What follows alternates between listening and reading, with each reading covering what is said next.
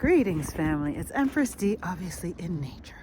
I hope you guys are, getting out in nature too and not missing out on the splendor that is the natural world, the natural environment. Yeah, because it's so healing and beneficial to you, family. I just wanted to speak briefly on what's happening between the US and Canada. So I don't know if people pay attention to the news, but I do.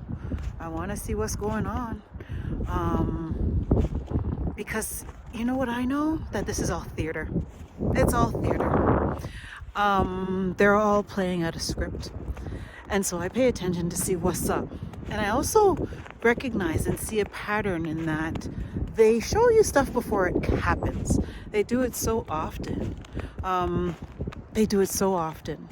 And The Simpsons is not a coincidence, family.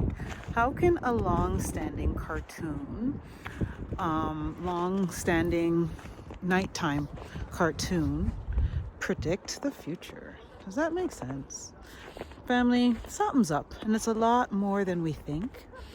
And what I'm saying to you is I think this rift between the US and Canada is what they've cooked up to cause chaos and scarcity.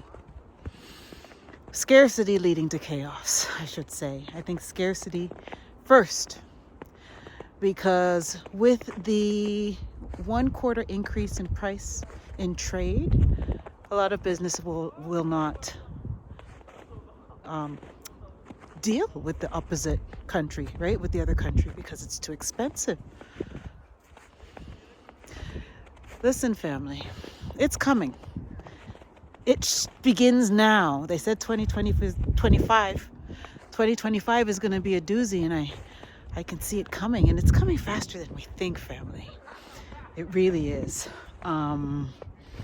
If you have resources, get yourself ready.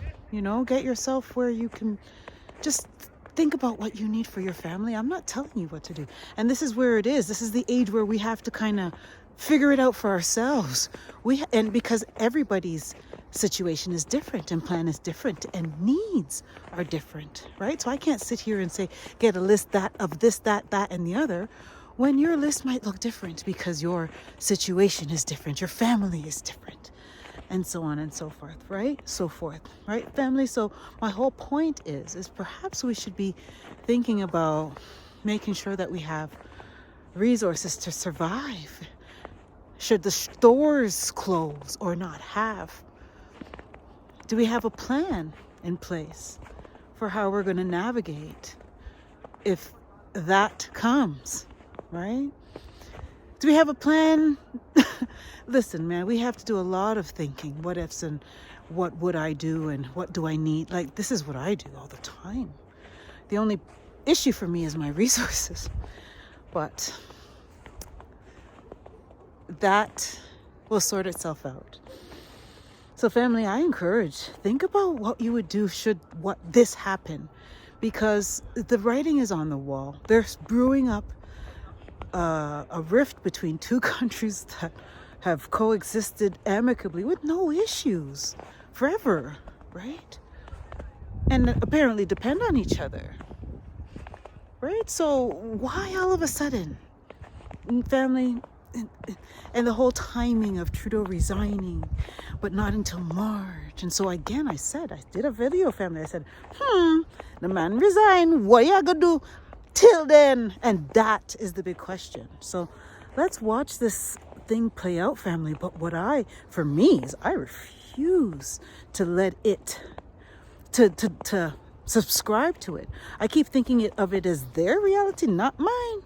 Because I will create my own. I will not subscribe to any of this. And that's what the beauty is of knowing and being aware of what's coming so that you can plan accordingly. Right, family? And should none of it play out and everything is totally hunky-dory and normal, who cares? You've got some supplies.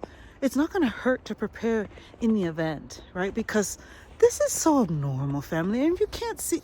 Well, no, I'm not going to disrespect anybody to say if they can't see it, because guess what? The programming is real and it's been heavy from the moment that we came out of our mother's womb, right? And it's no fault of our parents, or it's just the program, because guess what? Our parents were programmed.